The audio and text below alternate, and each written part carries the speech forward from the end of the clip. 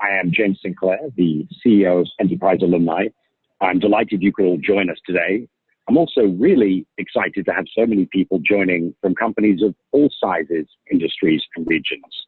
It really reflects the growing interest and activity that organizations are taking to engage their former employees, and how the market has shifted from perhaps the legacy approach of alumni engagement, which was, if we build it, they might come, and maybe not much more than news, events, and some jobs, to what we're calling Alumni 2.0, which has really accelerated in the last few years and is all about delivering value to your alumni and serving them well. Because if you serve your alumni well, they in turn will serve you. I'm delighted to be joined on this call by Duncan Roberts from Pearson and Emma Kennedy from RSM, both of whom have a really interesting perspective on alumni engagement. Today, we will focus on the importance of an alumni strategy and how companies are really rethinking how they're engaging their alumni community. So as we get started, I just want to open with a tiny piece of housekeeping. This webinar is going to be broken into two parts. The first is a discussion with Duncan and Emma, and it's going to be followed by an opportunity to answer any questions anyone might have. If you do have a question, you should see the Q&A button on the base of your screen. And if for some reason we don't answer your question, the recording of this webinar and all questions will be distributed via email. You might also note that we're joined on the line by Carl Eisenman, who has recently been promoted from our VP of Customer Success to VP of Webinar Moderation. So if anyone has any issues throughout the session, please use the raise hand button. So with that, I think a great place to start is always this conversation around honesty versus vanity. And we want this session to be an open and honest conversation about how you can overcome some of the challenges and the realities of engaging a stakeholder who chose to leave you, and quite frankly, has better things to do than be pestered by your emails. So to kick it right off, the most important reason we develop a written strategy in partnership with our customers is because it has shown to be the difference between a good program and a great program. And just to be clear, this webinar is not about how you actually write the strategy. It's just about how you approach it, its values, and how you manage some of the challenges faced in executing an alumni strategy. The reason I also like to open with honesty versus vanity is best highlighted with a great recent example. I was talking with a customer and preparing their end of 2018 report for their CHRO, and they included the statistic that they had hired 125 people via the platform. In addition, they had averaged a value of about $30,000 per boomerang hire. So their statistic was not only these hires, but also a $4 million in savings and value created. This is an example of an amazing vanity statistic, because no one looks at that report and has a negative reaction. If anything, budget is secured and budget is increased. However, when we actually analyzed the data, we found almost 318 people had clicked on 2 or more recommended jobs, meaning their competencies matched the job posting, but they had not applied. For us, someone who is a good fit and looks at 2 or more jobs surely is now a passive recruit. So the conversation shifted to one of, why didn't those 318 people get in contact? Why didn't they apply? What stopped them? And what should we have done differently? And so with the customer, we did engage with the 318 people, and we did gain some insights and learnings to enable them to increase their conversion ratio, which is the real highlight of honesty versus vanity. Vanity is 125 hires, the 33% open rate on your emails, the 600 people that joined your platform, and the 4% increase in Glassdoor. It's perfect for the budget approver. But the conversation we want to be having with alumni leaders is to be having conversations around the 318 people that didn't apply, the 67% of people who didn't open the email, the 12,000 people who haven't joined your network. True success is by looking at those that didn't do what you wanted or expected and understanding why and what needs to change. And the reality, this is a really hard exercise because it's so much easier to focus on the vanity and so much more complex, to be honest, which is why strategy is really the difference between good and great. So with that, let me set the stage for why Duncan and Emma are joining me today. I'm delighted to be joined on the phone by Emma Kennedy, the Business Development Manager at RSM UK, who looks after the strategic business development for the firm's risk assurance and fraud practice, and also is responsible for redesigning and relaunching RSM UK's alumni program. We are also joined with Duncan Roberts and the Alumni Relations Manager for Pearson, who leads on their corporate alumni program, helping former Pearson employees stay connected with the people and the ideas shaping the education industry. The reason I'm so excited to introduce both these speakers is because of their perspective and insights into some of the more challenging questions and meeting them head on. So when we think alumni strategy, we are often met with the view of why have a written strategy, why circulate it, why spend time on it? If the moment it's written, it becomes old, and where part of your strategy is to find ways to break your strategy. Essentially, isn't writing a written strategy a useless exercise? And the answer is no. It's just a hard one, because you have to be really honest and set the right expectations, not only for yourself, but also for your stakeholders. So with that, I'd like to pose a question to you, Duncan. Strategy means a lot of things to a lot of people. And perhaps more importantly, the strategy is always changing and never works as planned. Given that, perhaps you can shed some light on how you approach alumni strategy at Pearson and the difference between a launch strategy, an operational strategy, and a risk strategy, and more important, why you felt this was a required exercise. Thanks, James, and hi everybody. It's great to be here with you all today. First of all, I love your honesty versus vanity point. I'm sure everyone on this call can relate to that today. I think to answer your question about how we approach strategy at Pearson, there are a couple of key things for me to say. Firstly, we did, I'm sure, what everybody setting this kind of strategy up would do. We looked at, who's best in class, what are they getting up to. We looked across our own industry, what were our competitors doing, and we looked across our own company and the footprint. We also spoke to a ton of people, both inside and outside of Pearson during our discovery phase. But I think most importantly, we spoke to our actual alumni and asked them, is this a good idea or not? And then I think one of the key things for us, a key step, was to identify value on both sides of the coin.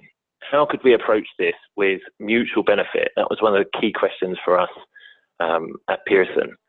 From there, we set a clear vision, clearly articulating what we wanted to do and where we wanted to go. And we did all the regular things. We mapped out critical objectives and KPIs. And to your point, we've been laser focused about iterating as we go. But look, more important than any of that, I think the most important thing for us was actually the process, not the plan. It was about working through this process. And by doing that, we identified big gaps and big things that were actually super important and critical, things that we just couldn't have thought of beforehand. To give you an example, executive sponsorship for us has been absolutely critical to success. That's been almost the holy grail, and it's really added rocket fuel to the whole program. Our CEO at Pearson is on board with this. He's on the train. He's not on the sidelines, and I think that's been a game changer.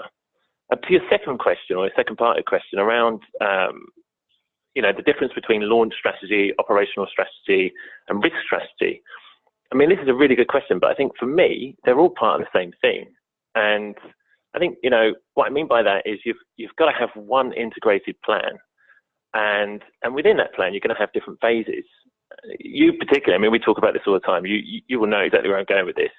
First of all, you've got to figure out, and I'm sure you do this with a lot of people, a lot of potential clients regularly, is alumni worth doing for you? And that's a tough question to get to, and to get to an answer, but that's really the first thing you need to get through. Then you've got the question, do you buy or do you build? We bought, we realized that we wouldn't be able to build it. And then once you've done that, you've got to be able to tell people about it. It's interesting. I think one of the important things for us actually was that we, having our CEO on board, we chose to communicate it through our CEO. That was one of the cool things for our launch strategy. Nobody cares, frankly, about Duncan at Pearson, but they do care about John, our CEO, and what he had to say about alumni. And then finally, on risk, I think our view on this is, our view on this is quite simple. An industry like the education industry that Pearson is in, it's been hit so hard. It's going through massive disruption, and that requires a lot of change, and that's required for Pearson to change how we operate. And this, of course, has impacted some employees. We've had to go through big cycles of change and big cycles of redundancies, and that inevitably comes with some raw emotion. But and I don't know anybody that enjoys, frankly, being made redundant. So for us, it was a case of thinking, okay, in today's world, these conversations are going to be happening anyway. They're always going to spit out online. You only have to go and look at your company's Glassdoor activity or the layoff.com or, there's any social media platform. The question for us was, do we want to be a part of that? Do we want to try and shape this conversation? And if so, then you've got to choose to be in it. So I hope that's helpful. Yeah, that's amazing, Duncan. I think this concept of shaping the conversation was so critical there. And I think the second one was around your senior leadership being part and active in this process versus on the sidelines with just a high five. And I think for many companies who don't have a strategy, they have to understand that no strategy is still a strategy. It's just not a great one. And I think the thing you also highlighted so well was this requirement of understanding your community is to define all of these different stakeholders and all of their different needs, and essentially how you find this mutual benefit between them. And so it turns me really nicely to Emma. And I hope it would be fair, Emma, to say that the industry you operate in is rather risk averse, and therefore perhaps engaging alumni in your sector is met with perhaps some concern. Despite all the obvious benefits, this concept of risk versus value. Why should we do this? Is it worth it? So perhaps you can shed some light on how you kind of approach your strategy and your thinking to get the buy-in from your leadership and the resources you had to get to buy in to enable you essentially to succeed in this role. Yeah, absolutely. First off, thanks for having me here. Really appreciate it. But yeah, it is a really good point. And I think we had to start small. But still had to look at the bigger picture. And by that, I mean, we had to consider where we wanted to be in a year's time or 3 years' time, but still be focused on what we could change or implement now. And I think to your point on risk, it's certainly something that needs to be considered when launching any initiative, really, or anything that needs resource or investment. And I think alumni is no different with regards to that. I think if you want to be taken seriously and if you want your network or program to be taken seriously, you have to have thought it through, particularly in the sector that I'm in. I mean, on your point on risk versus value, I think concern would be a strong word, but there are some inevitable discussions on return on investment that have to happen.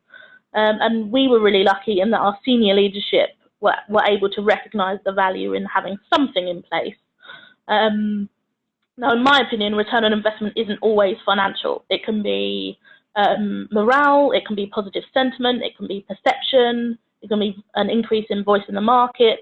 So I think it's really critical to consider what return really means to you and what that means for the program. I think that the first step is always showing that you've put together a really considered proposal. And this is how I went about it. I did my research. Similar to Duncan, I looked at what else was happening in the market, what other firms were saying, and how their position, or what their position was on their alumni program. And I think the key thing that came out of this, for me, was a better consideration about how much resource to put behind our efforts, or at least how much should be put behind a program to make it effective. So I really needed to think about why our firm, why my firm should be investing in their own alumni efforts. This then made it so much easier to have a discussion that was based with more enthusiasm and more direction rather than just figures or finger in the air financials, because that's just not going to help anyone.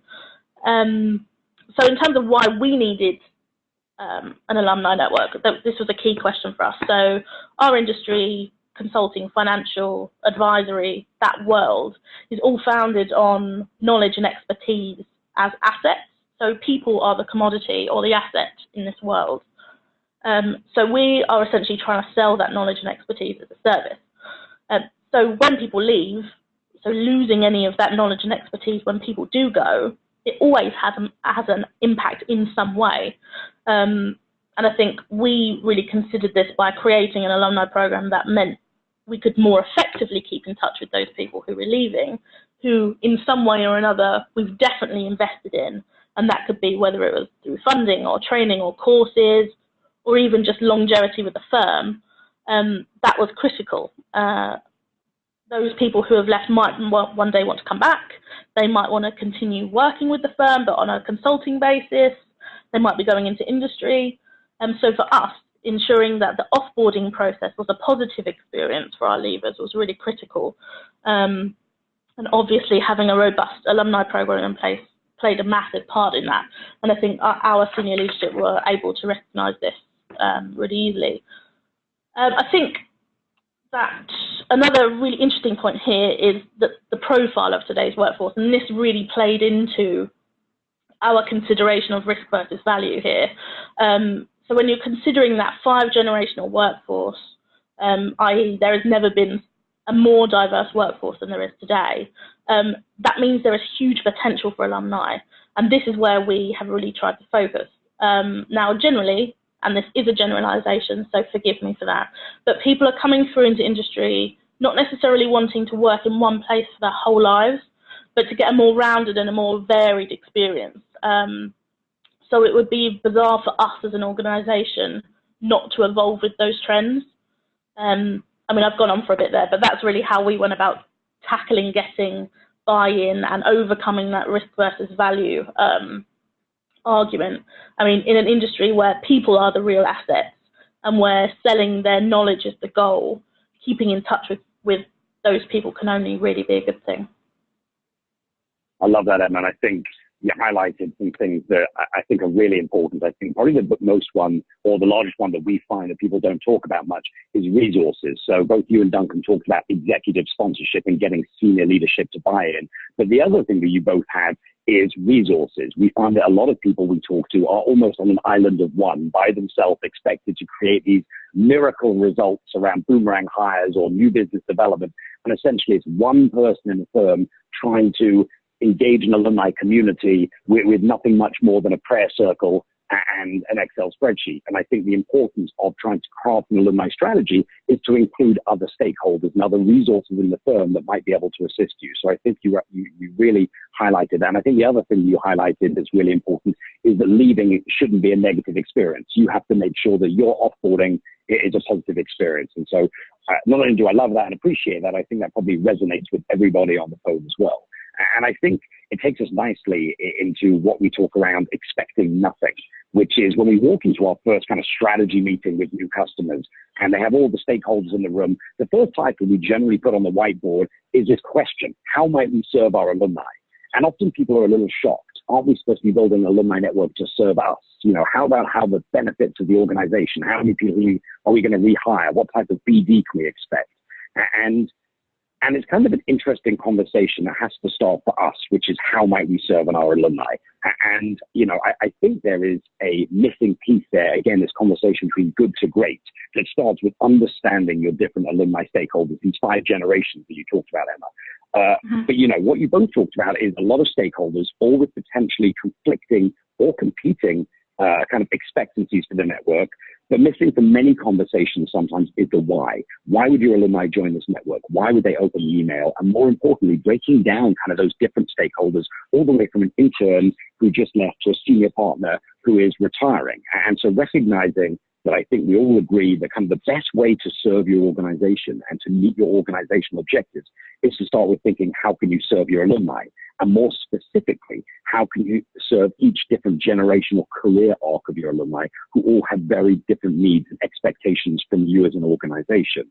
So to continue that theme, Emma, and the question I guess is, how do you approach this concept of alumni first? And perhaps to dig in a little bit deeper, you've got these 5 generations you mentioned, and how do you kind of approach each of those generations to make sure you're providing maybe a unique but a valuable experience, recognizing the intern doesn't have the same expectancies or wants as the retiree?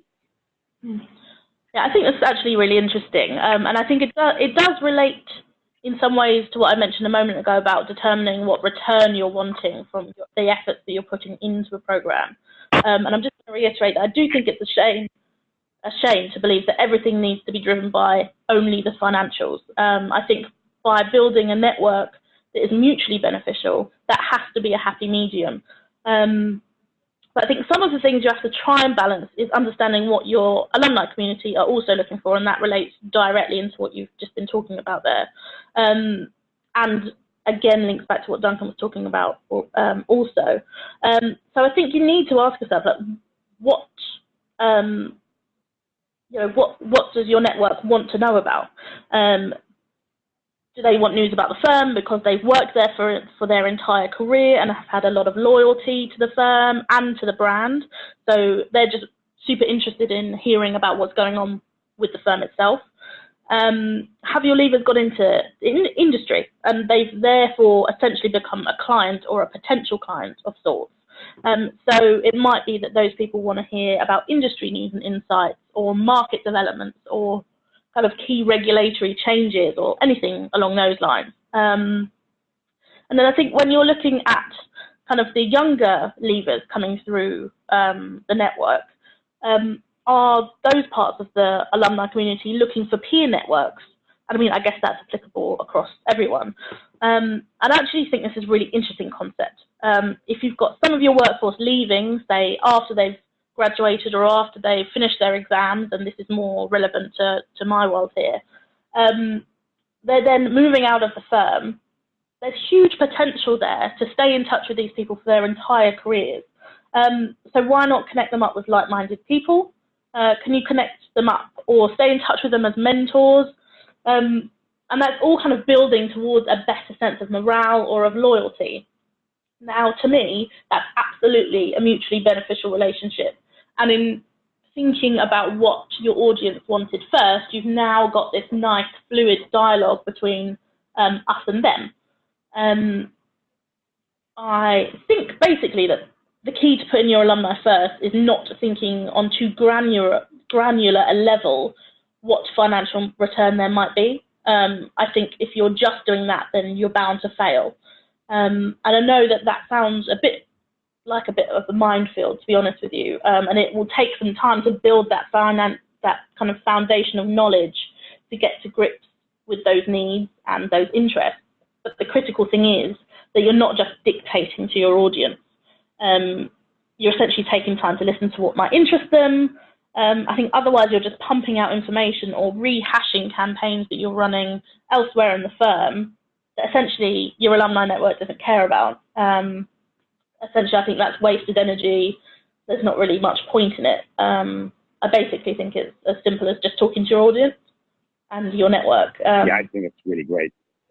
I totally agree, Anna. You said something that I really love there, which is when people leave, it's almost, we heard this from someone else, they almost get a promotion from employee to customer. And it's really important to recognize where people are going in their careers and where they might serve. And I think the second thing you brought up that's critical is around ROI. Very often we tell customers, and they're like, you need to put together a KPI workbook and a business case. And we tell them, well, your first 6 months, the only KPI is how many people in your community and are they happy? Because if you don't have a happy community, you can't sell to them, recruit them, brand advocate them, or do anything with them. So I think you bring up a really important fact that this is sometimes a slower game, and sometimes in the short term, you're not going to see the immediate returns until you've built this happy, loyal, trusting community, and then you might be able to start seeing some stuff back, which I think brings me nicely to Duncan, which is how do you really, you've got a global footprint across a very disruptive and changing industry where how do you think about alumni first, and how do you think about making sure you're not doing a one-size-fits-all kind of single email campaign to all of your alumni and then praying that it is applicable to all of them? Thanks, James. Yeah, and I think Emma's already made some excellent points on this topic. And I think the other thing I'd say is I absolutely echo, and I love the message around, how may you serve your alumni? I think that's you have to be laser focused on that. And I think the answer for us has been relatively simple. It's, as you actually put in this webinar, by trying to serve everyone, you'll serve no one. And I mean, that has been literally our North Star for the whole of our program. To give you a bit of context, when we set our programming up, we looked specifically at, who could maximize or who could get the maximum benefit from what we had to offer. And then, we've prioritized everything against that. To give you some more detail, we engage 3 types of former employee, of alumni. We've got our former leadership, that's from, director level right through to sort of VP, SVP level. We've got the ones that got away, our former up-and-comers, high potential, hungry, dynamic, sort of ambitious people that have slipped through the net. They've either gone off and got a promotion somewhere, or they've gone into a different industry. People who would absolutely be interested in having come back to the company. And then we've got our retirees, so long-serving, loyal, people who spent a long time with the company and have since retired. But that's it. That's as far as it goes for us. So that's what we know we're able to serve. And by focusing relentlessly and ruthlessly on that, we feel that we're able to actually offer them something of value. Now, we know there are tons of other alumni out there, but we also know we can't possibly serve everyone. And so that's why we made the decision that everything we do, every single network benefit that we offer has to be through the lens of those three audience types. Everything else, no matter how appealing it is, and I mean, you know, I have conversations with people like you, with other people in the industry every week about all of the really interesting and cool stuff there is to do in the alumni space. I mean, I love this job. It's really, really exciting. But if it's not going to benefit one of those three audience types for us, then it has to be white noise. We have to just let it go. So in summary, I think by us, it's about knowing who our audience is, who we can serve the best, prioritizing everything against those audiences, and to know that we can offer them a great experience. Can I ask you a follow-up question on that, Duncan? Because you talk about something really interesting, which is volume versus value. And some companies, I'm sure, in this call have that same issue where the number one KPI their CHRO or their CEO is asking for is how many people in the network. But what you've explicitly said is, who cares how many people in the network? Instead, why don't we focus on applicability of those people in the network? Is that fair to say?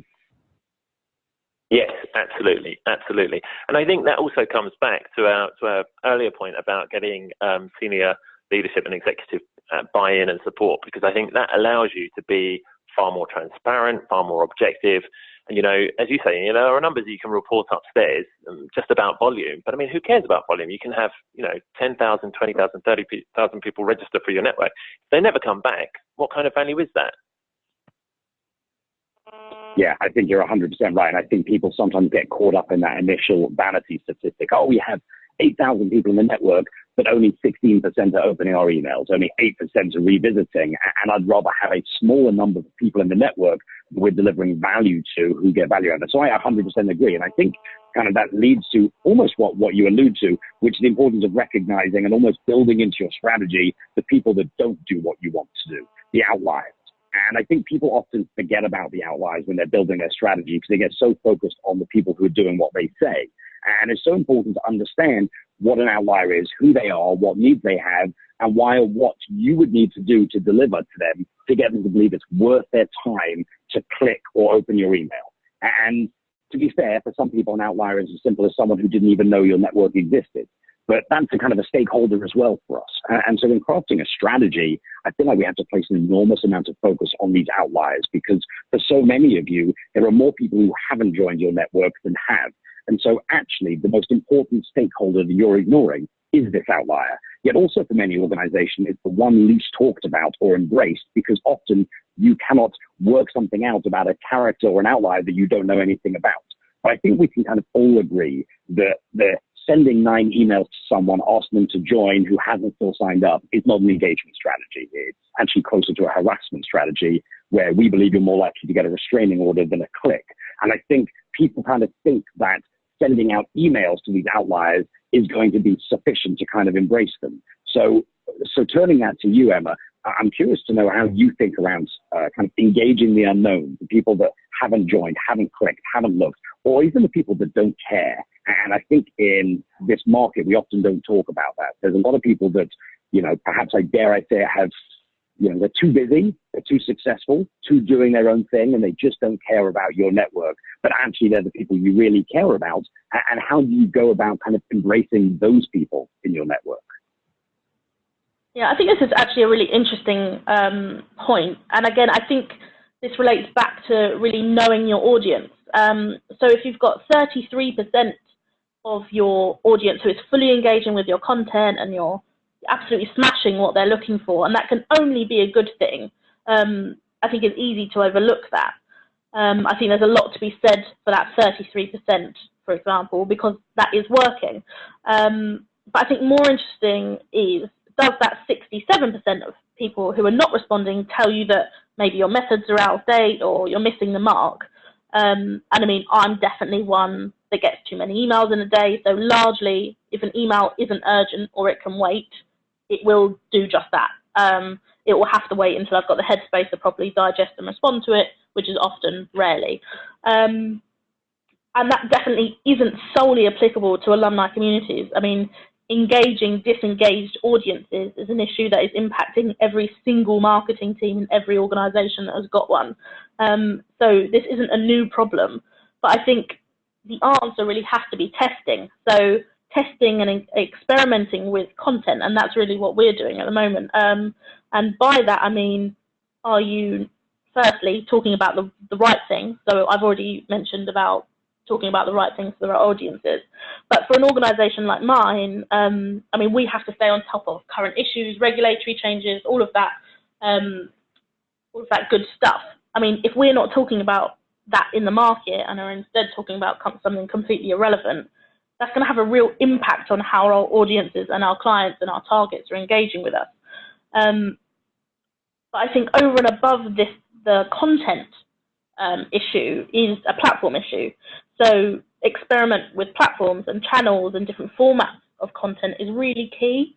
So why not have targeted campaigns for specific audiences, like tailor things, make it so easy for people to read and engage with your content and campaigns that it's impossible for them not to have the time.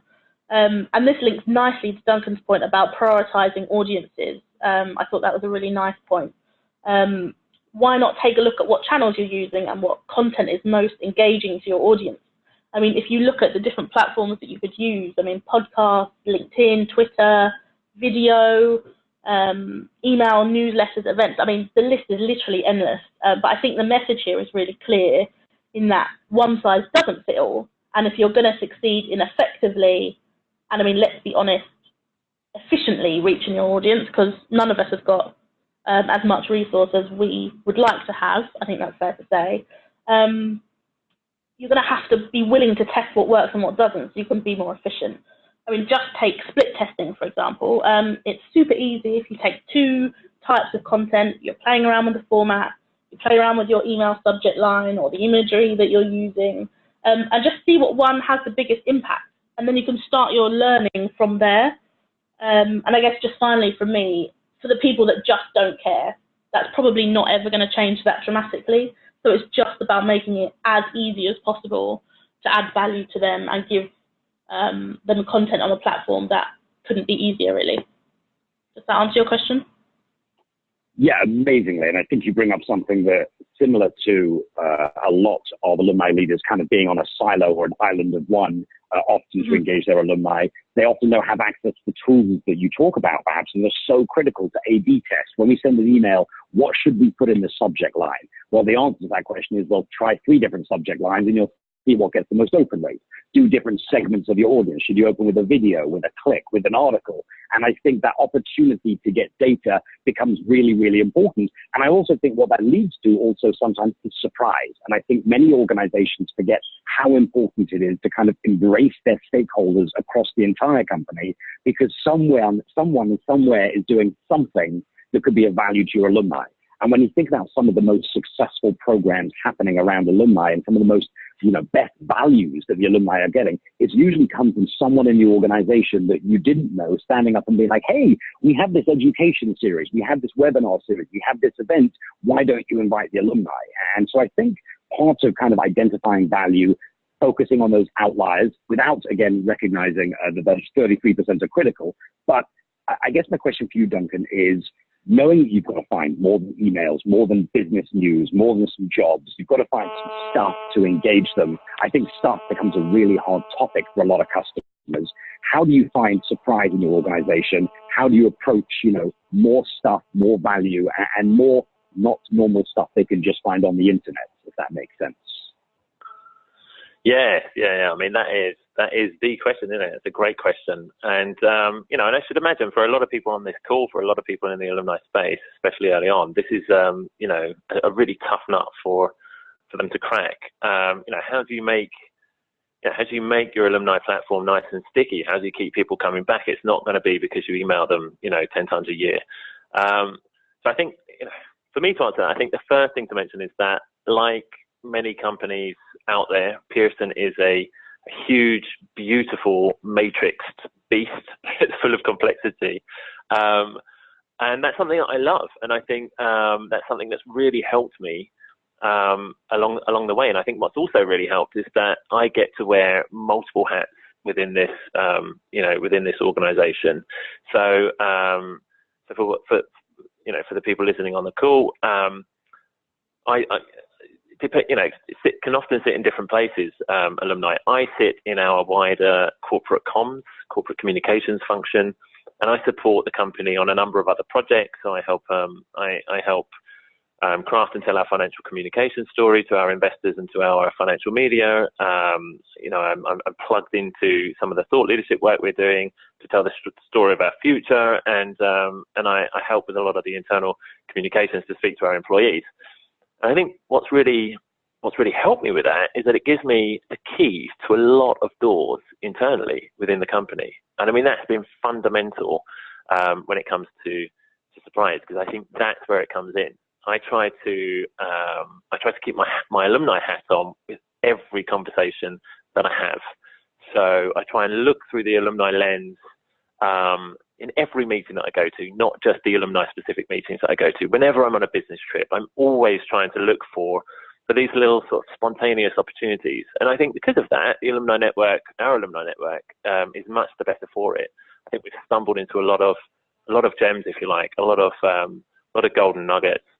To give you a quick example, we run a podcast series at the moment called Leaders in Learning, and in that podcast series we explore lessons learned in leadership and the next big trends in education. And this podcast is a combination of Pearson executives currently still working for the company and notable alumni, and it's been hugely successful without costing us a penny for the content. It's one of the standout highlights of our community, and we've been able to really track down big names both within our company and externally, people who run big chunks of the business,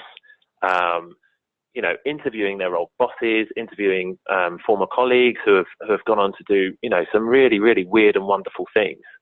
And none of this would have been possible if I'd been an island of one. I love your island of one analogy. If I'd been tucked away in the basement, relentlessly spamming the 33% that had already joined, none of this kind of stuff would be possible. So I hope that's an answer for you. That's an amazing answer, and it kind of leads into an amazing kind of setup almost for Emma, because you brought up something that I think people often get confused by, which is very often we ask our alumni leaders to make sure they have a side gig in the company. Make sure alumni is not your only role you're completing at the company, because otherwise you're going to be in the basement by yourself with a typewriter trying to create content and campaigns and wondering why no one cares. By having a side gig, by getting involved in something else in your organization, whatever that might be, it will just give you greater visibility, greater opportunity to, as you exactly said, kind of think through the alumni lens. That every time you're having a meeting with something else, with someone, you can think, could this serve my alumni? So one of the very first things we love people to do is go out there and find a side gig, because it will just expand their network.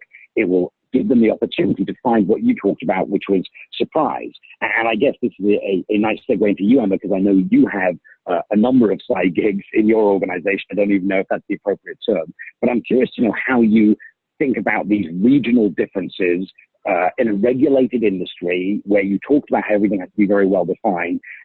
But at the same time, you talked about being agile, you talked about segment testing, A/B testing, all of these things that are reflective of a very agile organization. So I guess my question is threefold. Number one is, how does your side gig impact the benefits your alumni community to do? And the second is, for a lot of organizations, probably on this phone as well, they're in regulated industries, they're not agile. How can they embrace this concept of at least trying, testing, exploring, yet minimizing their risk? And I'm sorry for barreling 19 questions into one. That's absolutely fine. I think that is true. I think things do have to be well thought out, and I think they need to be well defined. But for me and my organisation, I think sometimes it's the regional or those personal nuances that can have the biggest impact. So for me, it was really about creating an infrastructure And I mean, whether that's a communications platform or just organising your alumni data so that your workforce is empowered to have discussions with them, I think that's really critical. So for me, the main point here is engaging the whole organisation. And I mean, everyone's not going to be able to spend all of their time on alumni, but often it's the partners and the staff who are still within an organisation who have had relationships with our alumni that can have the most impact when continuing those conversations and relationships. So I think that's where we have the most power to engage and surprise. It's with those local relationships. And I mean, as a firm who specialises in over 40 different service lines and areas of expertise, there's always going to be something new to talk about. So there might be something evolving in the world of cyber security or data protection or tax that can be talked about that will definitely have some kind of impact with our alumni and a wider audience, so our wider clients and our wider target audience. Or even something that the firm is getting involved with outside of its day-to-day expertise, so not our bread and butter, but maybe our CSR initiatives, and that's something that we focus on quite a lot. So I would agree that whilst things need to be well-defined and well-executed, if we're in the business of engaging with people, which an alumni network inevitably is, we have to be able to rely on our own workforce outside of those people who are dedicated to, in some form or another, to delivering an alumni program. We have to be able to rely on them to deliver much of our messaging, or even listen to our alumni if they've got stuff to say, which I think is a really important point as well. It's not always us that has got to have the things to say. It can be your alumni community generating that dialogue, which I actually think is equally, if not more important. So I don't think there's a simple solution, but I think it's about being flexible. Yeah, I think 100%. I think you brought in a really good point about operating outside your core expertise or core business. Sometimes the greatest value drivers can be around those employee resource groups or affinity groups. And for those on the phone who may not be familiar, those are things like AMA Pride, AMA Vet, sustainability, inclusion networks, diversity networks. This concept that if you care about a topic passionately while you're at your organization, you probably care about it when you leave as well. And therefore, it's a really way to continue the conversation around something that you know the alumni is passionate about, even if it's got nothing to do with core business. It's around kind of being very human. I think that's really, really important, Emma. I'm really glad you brought that up, because I think that's a really fair point. So just before we go to questions, I wonder if I might get you both to just answer a kind of a quick question for me quite briefly. Duncan, kind of starting with you. Pearson's Alumni is a newer program. It hasn't been running for 10 years where everyone in the company knows about it and is involved. So I imagine there's a little island of one syndrome that we talked about, and you talked about how you met that by having kind of side gigs and other careers. But how do you maintain motivation to be honest with yourself around vanity versus honesty, help with new ideas? How do you not get stuck in kind of this silo of like, oh, what should I do? And I guess a weirder question, but it's more personal. Of how do you ensure that you're always willing to kind of put your best foot forward and think about those outliers and take the hard step and identify those new ways? How do you personally kind of approach that? Wow, yeah, isn't that a question? Yeah, yes, you're absolutely right. I mean, I don't know how many people on this call are at the same stage as I am, but I think, you know, to try and answer it where we are, so we're about sort of 9 months in post going live, and probably about 18 months in since we sort of first started our discovery phase. And you know, to give everyone more context, you know, so we have our CEO, he is our executive sponsor, which is brilliant. I have my line manager, who is the kind of project sponsor, if you like. But aside from that, I am technically a whole team of one, and that's me. So this island analogy has really, really stuck in my mind. You know, how do I make sure that I don't become a sort of an island away from mainland? But if I'm honest, when it comes to the honesty versus vanity trap, I think because we have the absolute buy-in from the executive team right across the board, that's really helped on that point tremendously. It's really allowed us to, particularly when it comes to reporting, to dig into, you know, what we feel the big chunky parts are, without having to sort of cover ourselves too much in terms of course it's delivering value, and you know, some of the typical challenges that anybody taking on any project will have. Having said all of that, what I think has been really, really extremely valuable for us, and I recommend this for anybody starting out in the alumni space, is to build your own tribe. And so for me, that's been almost sort of twofold. Firstly, it's about engaging folk internally. So, and we've already spoken about this a little bit, but building relationships with people in completely different parts of your business. So, Bob, head of legal, and Susie, head of whatever, they're now my best friends. They have to be my new best friends, because if you're not building bridges in a team of one, then you really will be an island of one. So it's paramount to success, I believe, to make sure that you're constantly building connections and bridges to different parts of the organisation. And then secondly,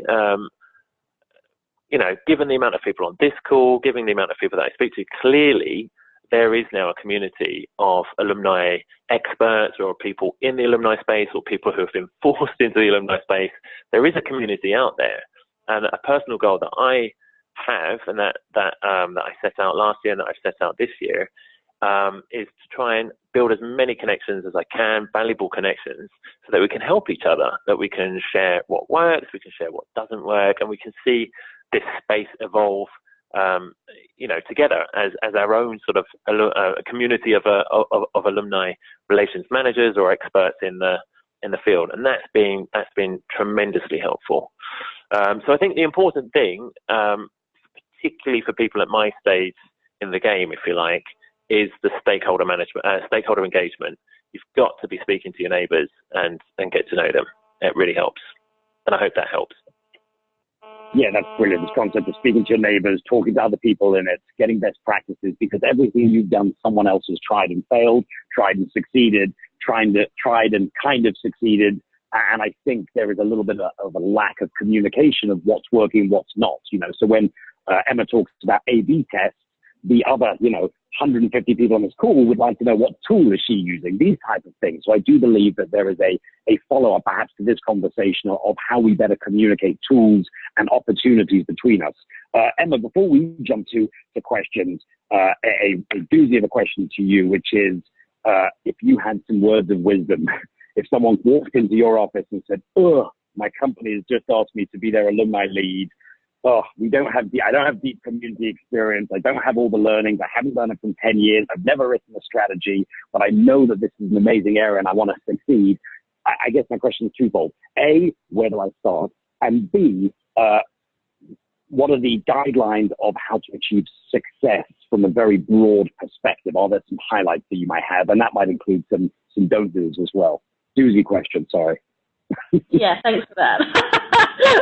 I think, picking one thing is really tough, because, like I said earlier, I think you need to think big picture. But I would probably say understand and determine what you're trying to achieve. So if you're doing it for the sake of it, if you're just rolling out an alumni network or a program because you think you need to, but you're not entirely sure why, and you're not really willing to put the resources behind it, it's probably not the best idea. So I think it's really critical to set really clear objectives, get that senior buy-in, otherwise it's just not going to go anywhere fast. I think I'd also echo what Duncan pointed out. There are people on this call, there are people everywhere that are dedicated to setting up effective alumni networks. So it's really critical to get chatting to them. So I guess that's not one thing, it's three, but hey-ho, back to you. That's what I get when I ask a doozy question like that, and I appreciate that, and I 100% think that how we can engage everyone a little bit more to be a little bit more social and share best practices, because clumping everyone into a LinkedIn group doesn't make us a community, and I think we have to be better as a group to engage. I totally agree. So I think with that, I'd love to hand over the reins to Carl and see if there's any questions or bits we can answer. Carl, are you still on? Yeah. Hey, everybody. Thanks, James. So there's a lot of questions. I really appreciate everybody joining and posting. We won't be able to answer all these questions today, but what we will do is follow up to this webinar to everybody who joined with some Q&A and give good answers to all the questions you guys posted. But James, I do have one. I think this would be a good one for you. This is a really interesting question because it kind of takes everything we've been talking about and asks you to, account for failure. And so how in your experience are you accounting for failure in your alumni strategy and building a strategy, helping our customers do so? What's your thoughts there? I think that's a really good question. Oh, way to start, Carl, with a nice simple question. I think what the question really is, how do you build in a buffer or an acceptance or an understanding for failure at the very beginning? For, essentially for what people are saying is, how can we try something new without knowing 100% the outcome? Essentially, for us, I think the answer is by being agile. I think part of being agile means starting and going out with something once you have 80% of the idea, 80% of the requirements, or 80% of the view of what might happen. And knowing that the final 20% will actually work itself out if we are interrogating the data, talking to our stakeholders, and really driving this forward. So for us, it's not about this conversation of success or failure as much as how can we move fast? How can we interpret the data? How can we understand that even some of the best ideas don't work and some of the worst ideas kind of take off? So I think what's really important is to be ready and to be ready to adjust, to be ready for surprise, to kind of keep your ears and eyes open to new ideas. And whether that's iterating or double down or even deprecating something you've tried. And I think a really great example for us, Phil, I think, is messaging. So, when we launched a platform a couple of years ago, everyone was like, you have to have messaging in the app. You have to have it because alumni want to contact each other. We have to have it. It's critical. You can't launch an alumni application without messaging. And we listened and we launched it with messaging. And I think everyone on this call would say the messaging makes sense in alumni app. However, the data says it doesn't, because 6 months in, our data scientist kind of walked in with this dude. I remember him saying the data's in. People have said they have enough messaging platforms, they have systems, they have texting, they have email, they have WhatsApp, they have LinkedIn, they don't need another platform to send and receive messages. And the second thing we heard was people are not using it, and the people who are using it are not getting responses. So it was making the platform look useless when the one person who did send the message didn't get a response. And it turns out when we dug into that data, I remember we did some user interviews, and our data scientist is 100% right. Users don't need another messaging platform because emailing another user is just as easy. And essentially, we were okay with deprecating it because it was the right decision. And I remember it was a big conversation for us with our customers. We're getting rid of a feature that everyone thinks we need, but we looked at the data. Not only do we not need it, it's creating a negative sentiment because people aren't answering the emails they're getting inside of the platform. Does that kind of answer the question, Carl, maybe? Yeah, I think so. Thank you. James, I just looked at the clock. We have 5 minutes left. I think we have time for one more question. So I'm going to throw this question back at you. But, we've learned a lot today from Duncan and Emma, and I really appreciate what you guys have talked about. Appreciate you guys joining and sharing with us the way you've built your strategy. So, James, this question is for you as well, but it is why can't we take someone else's strategy and just repurpose what they did? So really, it's why can't we just take Duncan's strategy that he wrote and do a find and replace with another company's name? Is essentially the question. And the reason is everything Emma and Duncan have talked about, which is the strategy document is useless. You don't care about it because the minute you write it, it's old. It's going to be replaced with new ideas, new thoughts, new data. It's the process that Duncan and Emma both talked about they took to get to a strategy. The buy-in from stakeholders, the making sure they had a side gig, the making sure they were open to surprise, to testing. So for us, I think if there's anything we've learned around kind of this webinar, it's recognition the strategy is critical because of the process, not because of the final document. I think that would be my view. And I don't know if Duncan, I'd love to hear your thoughts, and Emma, maybe you can chirp in with some thoughts just to kind of round out this webinar. Yes, absolutely. I mean, I completely agree with what you just said, James. I think for us, we have all the documents. I have it in front of me, literally on my wall at home. I have my entire strategy. I'm completely honest with you. Once there's a certain amount of the year where you have to just get stuff done, and it's not about sitting down and putting up a huge strategy. So ours is a 2-page document, but the process of boiling it down to 2 pages was monumental. It was a huge, huge thing. And I think almost as importantly for us to decide what we were going to go after was deciding what we weren't going to go after. So yeah, completely agree with you, and I think that's a great closing note in terms of how critical the process is. Amazing, thank you, Duncan. Emma, if you had 30 seconds to answer that question, any thoughts you want to add? Yeah, I'd absolutely agree. I mean, if I'm completely honest, you write your strategy to give you direction at the beginning to help you kind of whittle down your ideas. But it's about the evolution of those ideas, I think, for us at least. Yes, we'll revisit that strategy once or twice a year, but it's about the detail in between that makes the difference for us. So I'd absolutely say it needs to be bespoke to each organisation. Amazing, thank you. Duncan, Emma, James, thank you guys so much. Thank everybody for joining. I will close out on one more point, and that is our next webinar. This will be on April 25th, and we'll have Andrea from Citi. We'll be talking about the key to growth externally is to focus actually internally. So follow up with us at enterprisealumni.com/webinar, and we appreciate it. And thank you guys all for joining. Hope you have a great day.